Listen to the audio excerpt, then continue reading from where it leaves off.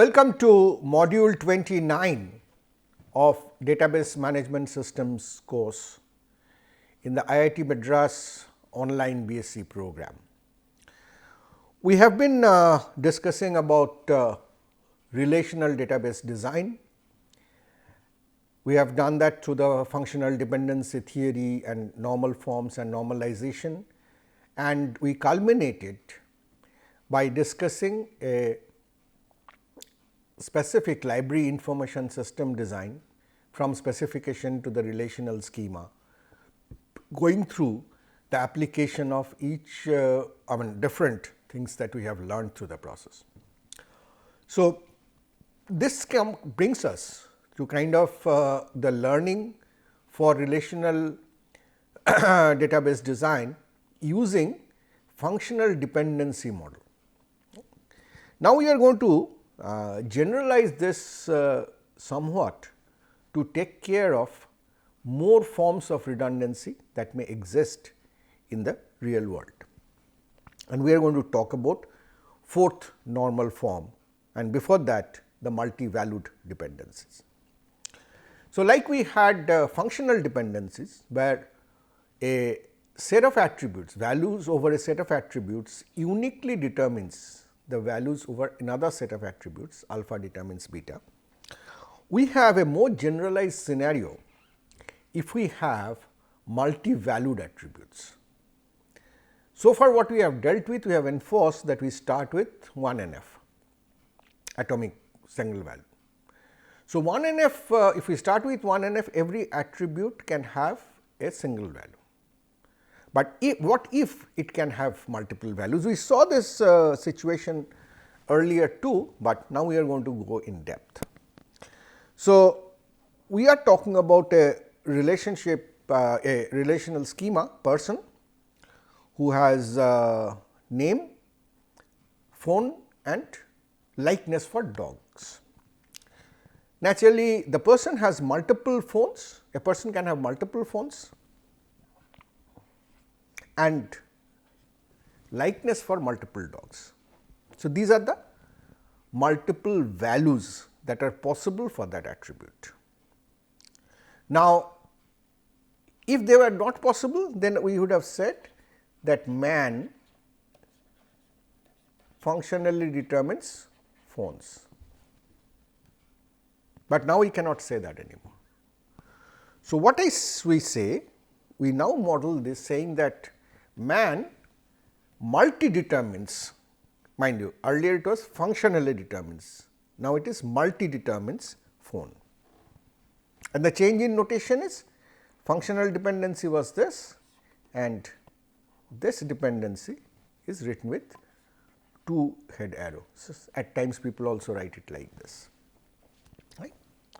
So, we have here 2 multi dependencies here, multivalued dependencies here. Multivalued dependencies in like functional dependency we say FD, multivalued dependencies we all often say it is MVD. Now, if you look into this Parsons relational schema from the perspective of FDs, there is no trivial FD. Right? And what would be the key for this? It will be all the attributes, right? Because nothing functionally determines anything else. So, the candidate key is man dog like phone MDP. So, that being the only key, and there not being any non-trivial functional dependency, this relationship is already in BCNF. Right? But if you look into this, that there are multiple values, so this relationship relational schema is not even in 1 NF, right? Kind of contradiction. So, to make it into 1 NF, what you will have to do? You will have to flatten out the multiple values as you start doing here, right. P1, P2, P1, P2, D1, D2, D2, D1. So, you have all possible combinations P1 D1, P1 D2, P2 D1, P2 D2, because once it gets single valued and you have to keep these values, it gets into 1 NF.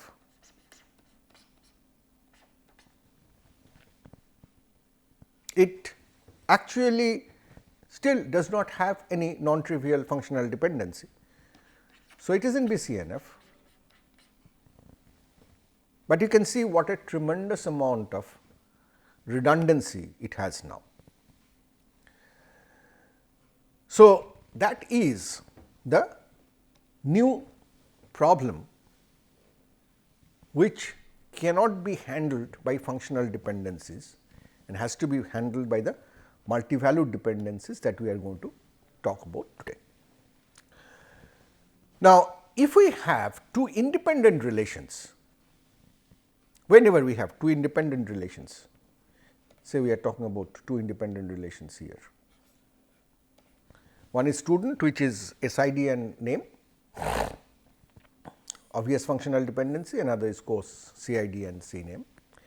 If we have two independent relations, that is, as such there is nothing common between them, nothing common in terms of attributes or any relationship.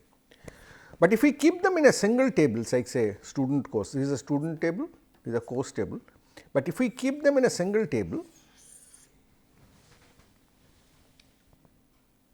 multivalued dependency will happen. Quite obviously, because since there is no relationship, basically when you keep them in the single table, what do? You do a join, and in this join you just have the Cartesian product. There is no common attribute to filter, right. So, you get all of these and you get all this redundancy, and in this you have two multivalued dependencies SID multi-determines CID and SID multi-determines CNAME. Right. So, that is the, this is just another perspective of the issue that example I was trying to show. We talked about this example earlier also. This is instructor has multiple children, instructor has multiple phone numbers. You can keep them in different tables, but if you combine these schemas, if you have the instructor's ID, you can go back to that module and see the details also. If we combine them into instructor's ID, the child's name and the phone number, we will get one relationship where there is no violation of BCNF, it is in BCNF, but we have MVDs, we have data duplication. So, you get to know that this person's child is David and William, but you record it twice. This phone number you record twice, and more you have, it will explode. Different examples and perspective we just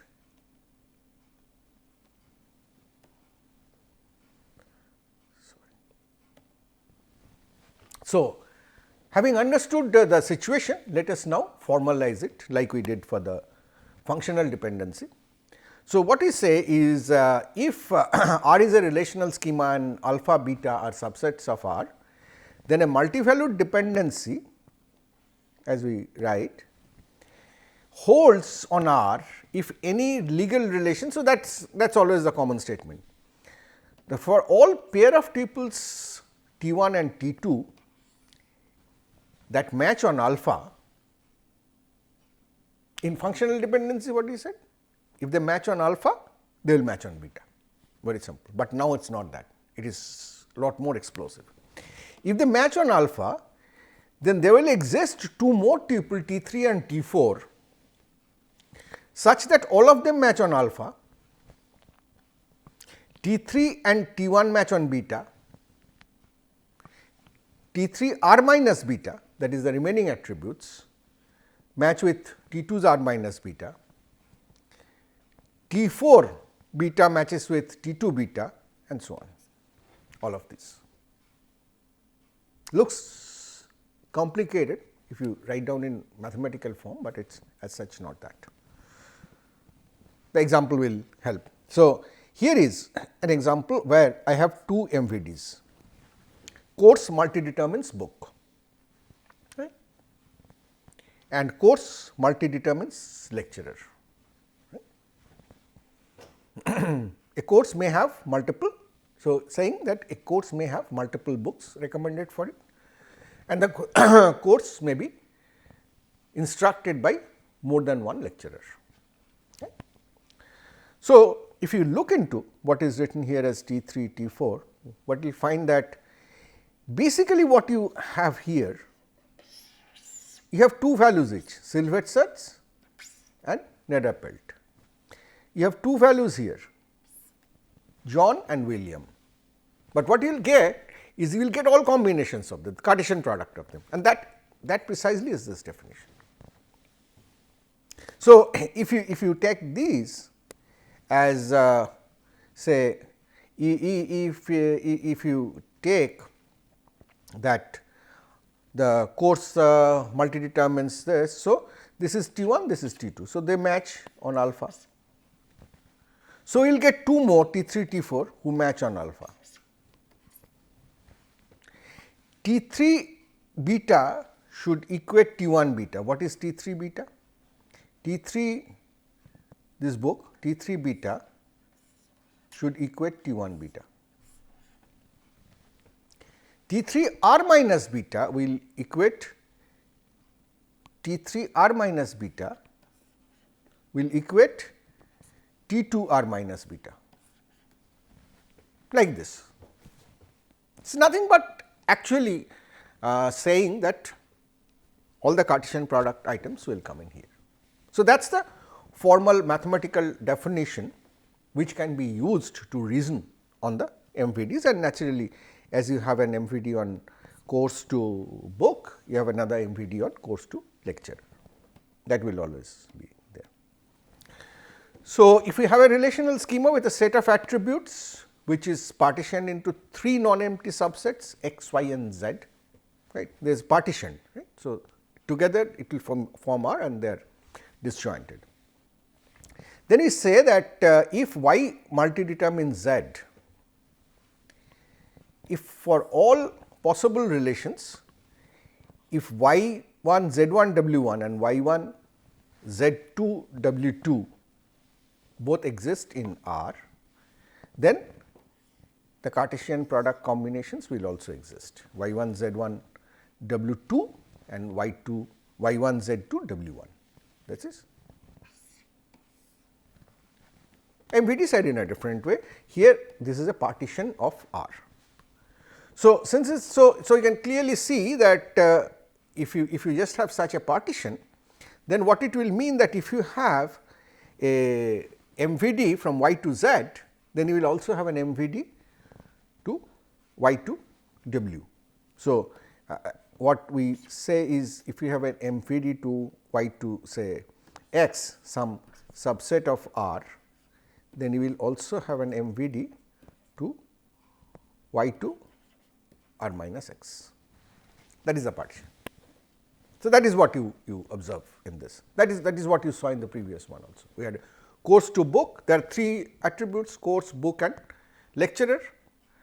I had a course to book MVD, and therefore, I have a course to lecturer MVD or vice versa. Right? So, this is a generalization of that notion. So, again similar statements for ID and child name. If you have ID to child name, you will also have child name to ID to child name, you will also have ID to phone number. Now, if we say that y functionally determines z, y functionally determines z, then we will always have that y multi determines z, because all that is happening is that the two sets are actually identical. You can consider them to be identical. Here you are having Z, you are having W, they are basically identical, just two partitions. So, this is a golden rule to understand that if I have a functional dependency, I always have a corresponding multivalued dependency, but not the reverse. The reverse is not true. From the multivalued dependency, I cannot come to functional dependency, but this way it is true. So, how do you, what way do you use? There are possibly two ways. One is test relations to determine whether they are legal under a set of functional and multivalued dependency, and to specify constraints on the legal relation. Because if a relation fails to satisfy multivalued dependency, then we can always add the two, because those tuples are valid. But if in an instance those are not there, then we can always add those tuples to satisfy the multivalued dependency. Now, like we had Armstrong's axioms, we have similar inferencing rules for MVDs as well. For example, of that, a special case of this is what we have seen. In general, it is if R is x multidetermines y, then x multidetermines R minus x union y. So, you are creating that partition. Augmentation rule of functional dependencies gets stronger, because now you do not need to augment with the same set on both sides, but left side may be augmented with a larger set and the right side could be a smaller set as well. The transitivity takes a different look, as you can see. So, these you will have to, these are not difficult, you will have to sit down, take examples or take the definition and get convinced that these rules are what hold. So, if x multidetermines y and y multidetermines z, then x multidetermines z minus y. Earlier it was z alone, right. Now, it is z minus y. Similarly, for replication, this we have just said, another coalescence. So, these are different inferencing rules, like the Armstrong's axioms we had for multi-valued dependencies. Right. The notion of triviality also changes. Earlier we said that a functional dependency is trivial if the left hand right hand side is a subset of the left hand side. But now that holds, but in addition it is also trivial if the union of the left and right hand side is a whole set. And because of you already have this kind of rule. So, by that you will say that x union y, if it is R, then it is then x multidetermines y is a trivial multivalued dependency. So, what we now get into actually using it in the normalization. So, we have the first following rule, that if alpha determines beta, then alpha multidetermines beta, and in the same way that we did the closure of functional dependencies, we can now do the closure of all functional as well as multivalued dependencies. We can compute them by using the formal definition. In many cases, the situations of multiple values are not that complex. So, we can manage by doing simple reasoning, as we have been doing now. But if the situations are complex, then we will have to use the inferencing rules that I just showed and reason that to get to the closure of a set of functional as well as multivalued dependency. The concepts, remaining concepts remain all the same. It is just that the dependency is being relaxed in a different way. So, now we will define and show the decomposition in the presence of multivalued dependency. So, like BCNF, 3NF and so on, we say that a relational schema is in 4NF. So, we have one NF, we have 2 NF, we have 3 NF, we have BCNF, which many people call as 3.5 NF, and now we have 4 NF. Atomic value, partial dependency, transitive dependency, and this is super key restriction. Right? So, how you define 4NF?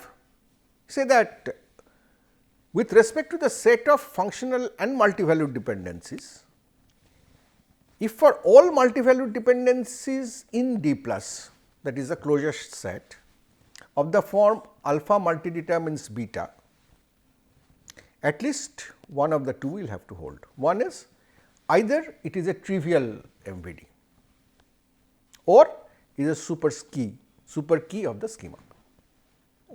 So, only thing that you are injecting is the notion of multivalued dependency, but at the end the definition of 4NF is pretty much like BCNF,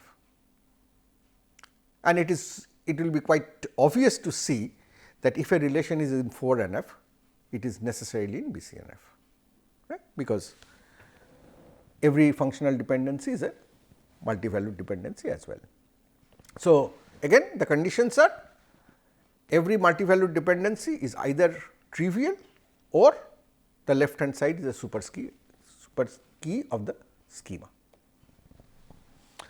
Now, to be able to check for different things, you will need to define the restriction in the same way. So, if you have decomposed a relation to Ri, then you have to restrict D, the set of functional and multivalued dependencies, to Di,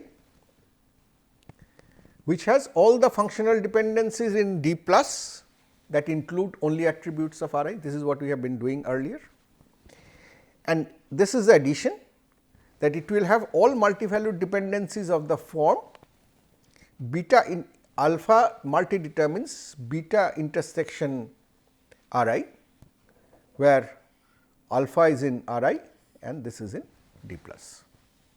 It is quite clear, right?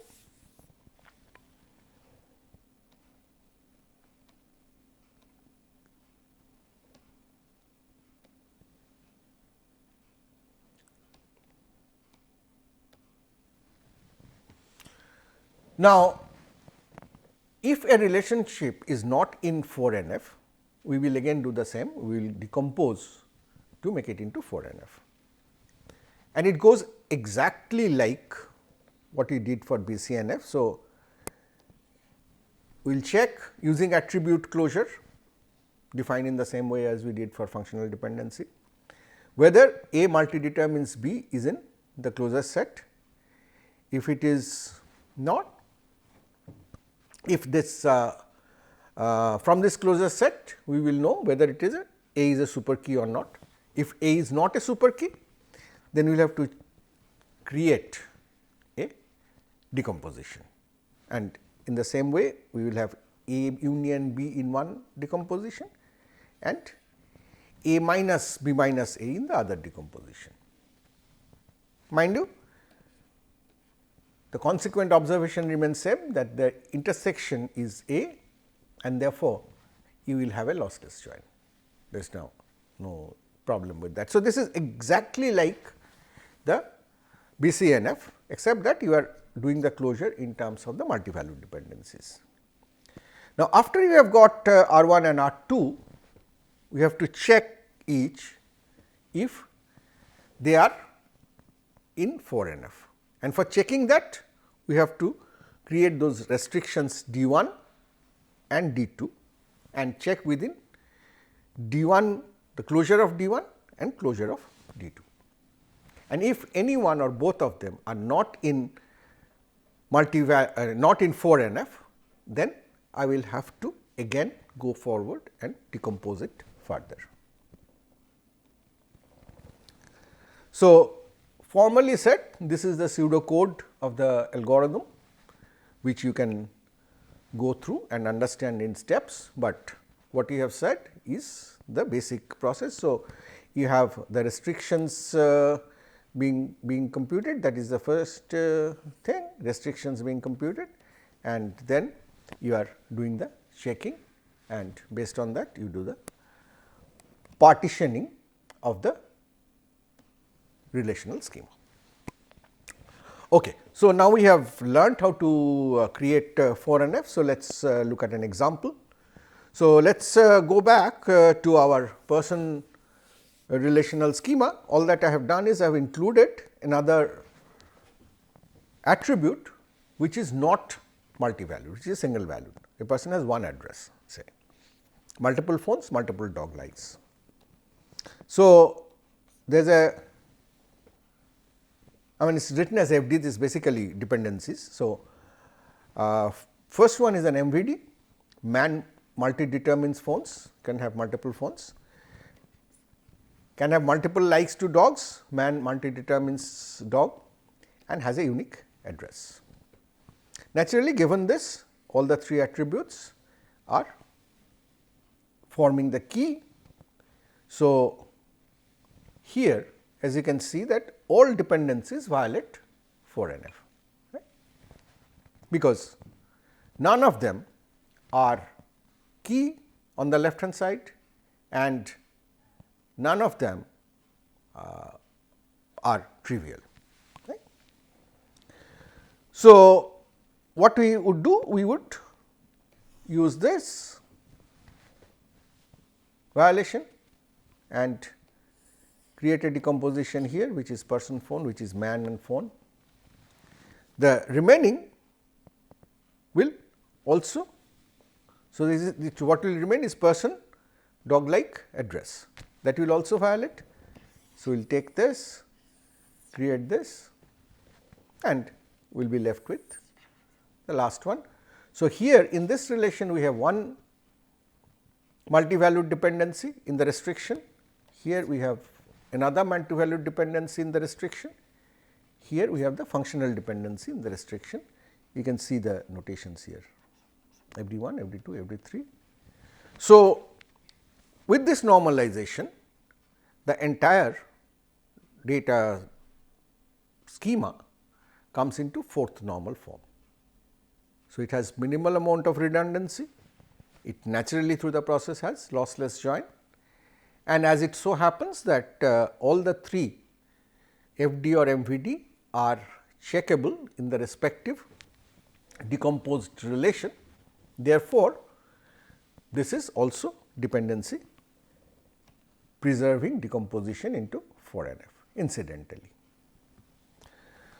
This is a longer example where we have started with considering this A B, I mean A multi determines B, which violates. So, I have A B and I have the remaining A C G H I. Now, this is in 4NF clearly, but A C G H I is not in 4NF because it will have C G multi determines H. Right? As we have that, so we again partition C G H and this C G H is in 4NF, but A C G I is not. To see that A C G I is not, we have to actually get into the closure of the set of functional multi-valued dependencies. Okay. And you can see using the MVD transitivity that there is a multi-valued dependency A multi-determining I, which is available in the restriction R4. So, naturally that will get violated. So, we have to partition R4 again, I get A I, I get ACG. So, finally, R1, R3, R5, R6, these four together give me a 4NF decomposition of the original relation. So, in this module, as we conclude, we have understood the additional redundancy factors in the design of relational schema and multi-valued attribute situation we have tried to address, and seen that we can take a schema into 4NF through decomposition, ensuring lossless join. It may or may not preserve dependencies. In reality, I would say that it is much less frequent that one uses the 4NF, because the prevalence of multiple valued attributes are not that huge, or maybe you will take care of those, but they are very typical, like phone number, like address and so on. So, you will take care of those in that way, but this is the general founding theory for this. And it is also that this does not mean that 4NF gets rid of all kinds of redundancies. There are other types of redundancies like join redundancy and so on. For each you have a 5NF and so on and so forth. There are several other normal forms, higher and higher, which removes more and more redundancies, but we will stop here on the theory of design of relational databases, because those are not very frequently used. Thank you very much for your attention, and we meet in the next module.